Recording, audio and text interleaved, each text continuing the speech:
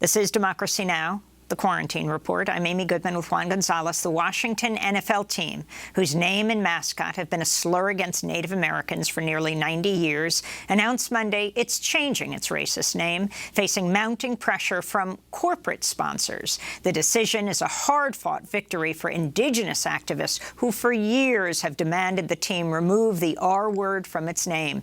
It also comes as the Black Lives Matter movement has forced a reckoning about monuments and tributes to racism around the country. Earlier this month, FedEx threatened to remove its branding from the team's stadium if it didn't change its name, a demand team owner Daniel Snyder has resisted for decades. The move comes after Washington, D.C. removed statues of racist former NFL owner George Preston Marshall, who named the Washington team and was the last owner in the league to sign a black player. He did so only under federal pressure. The team hasn't yet decided on a new mascot, but says it will include the military in its new name. Indigenous campaigners are now calling for the Kansas City NFL franchise to follow suit. In a letter to NFL Commissioner Roger Goodell, Native American leaders and organizations have asked that the league, quote, ban the use of Native imagery, names, slur names, red face, appropriation of Native culture and spirituality, as well as violence toward Native peoples from the league. For more, we're joined by Navajo activist Amanda Blackhorse, who led the fight to change the name and logo of the Washington NFL team. Welcome back to Democracy Now! It's great to have you with us. We had you on years ago, Amanda, speaking to us from Arizona. We had you on years ago talking about this battle to take the R word out of the NFL. Can you respond to what's happened now? Yes, and good morning, and thank you for having me. So recently, what has happened, I think, is a response to the groundswell, especially with the push with the Black Lives Matter movement. You know, this country seems to finally understand what racism is. And as we watched, you know, the unrest in this country, completely supporting Black Lives Matter and what happened in Minneapolis and the murder of George Floyd, you know, this issue, there was a resurgence of this issue again, and it seemed to just happen organically. As people began to topple statues of colonialism and, you know, looking towards, you know, symbols and epithets, racial epithets. And the Washington team was one of those things. You know, in 2014, we won our case against the Washington team in trademark law.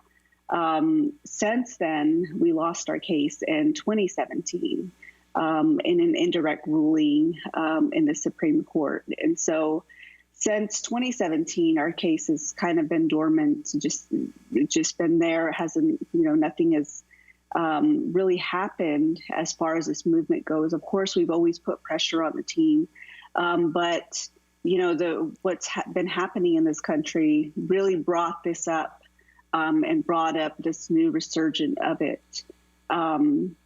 And I always say it's unfortunate that it happened, that it had to happen because of the murder of George Floyd. But, you know, as we're having the larger discussion of racism and systemic racism in this country, this sort of happened. And I mean, it's wonderful to see, because I just never thought that this moment would ever happen. Indigenous people, we've always been ignored. We've always been pushed aside.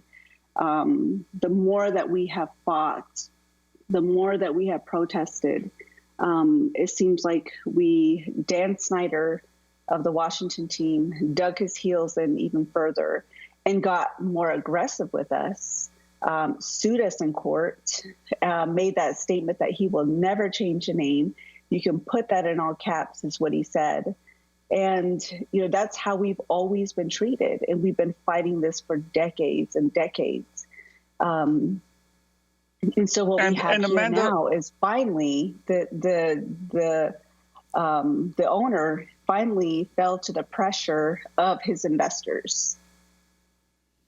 And Amanda, in terms of the influence of these companies like FedEx threatening to remove its name from the stadium, because these branding deals by corporations often come with huge annual multi-million-dollar payouts.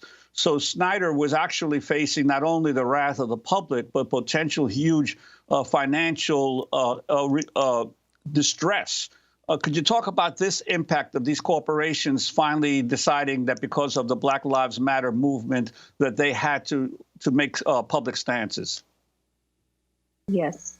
So, the investors pushing Dan Snyder, I think, is what really sort of tipped pushed them over the edge, really. But what a lot of people don't know is that investor push had been going on for many, many years. Indigenous people, Native people have been fighting and have been demanding that the investors that they divest from racism. FedEx has been one that has been pushed for a very long time, Bank of America as well. And it came from an initiative from the Investors and Indigenous Peoples Working Group.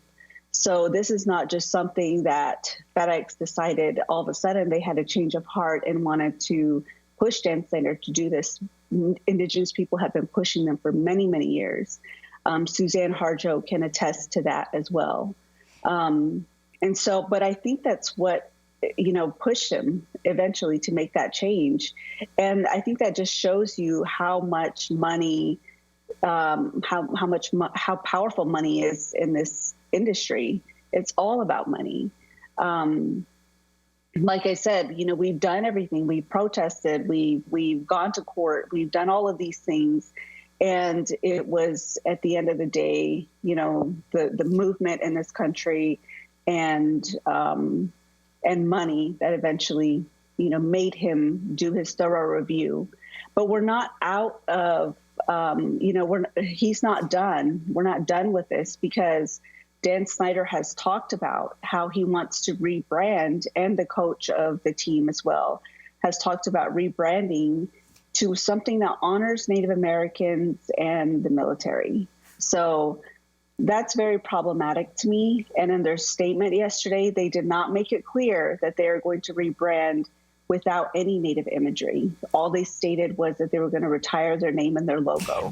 I wanted to ask you quickly, Amanda, about the Kansas City Chiefs, the Cleveland Indians. You're also asking them to change their names, and the use of the word, what you call the R word, how the media uses it. You don't want even people to say it, like the N word.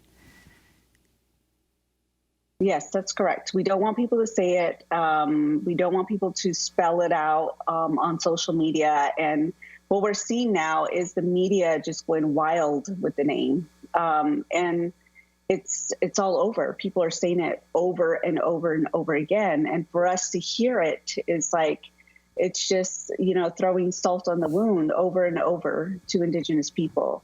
But I do want to, when we do talk about the Kansas City team, we're talking about the Atlanta team, the Chicago team, and the Cleveland team. Their names, the Braves it's a slur. The Chiefs, it's a slur as well. Indians, we say American Indian.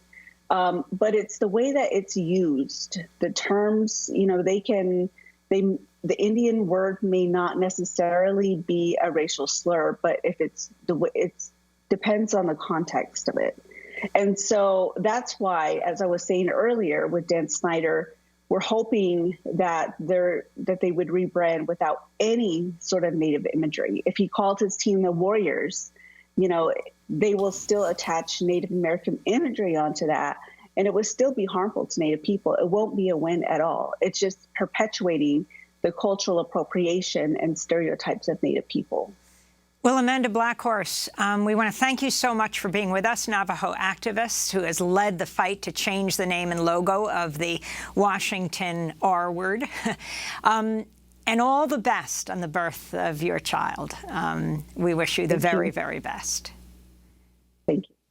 When we come back, we look at President Trump's favorite Fox News TV show, Tucker Carlson Tonight, how its lead writer has just resigned for posting racist and misogynist messages online. Stay with us.